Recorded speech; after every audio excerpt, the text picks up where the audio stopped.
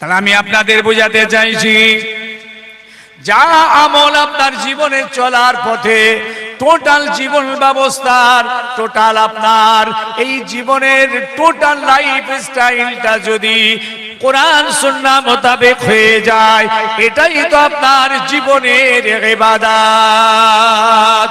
আল্লাহ আপনাকে এই জন্যই পাঠিয়েছেন, তোমরা যখন খাওয়া দাওয়া করবে শরীয়ত মেনে, সুন্নাত মেনে, নিয়ম তারিকা ইসলামের নিয়ম কানুন মেনে তোমরা খাবে।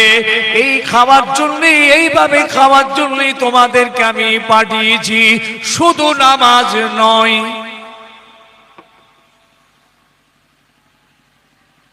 হযরত ওমর রাদিয়াল্লাহু তাআলা এক দেশে ভ্রমণে গেছেন, দস্তরখান বিছিয়ে দেওয়া হয়েছে, খাওয়া চালু হয়েছে, ওমর রাদিয়াল্লাহু দস্তরখান থেকে কুড়িয়ে খাচ্ছেন।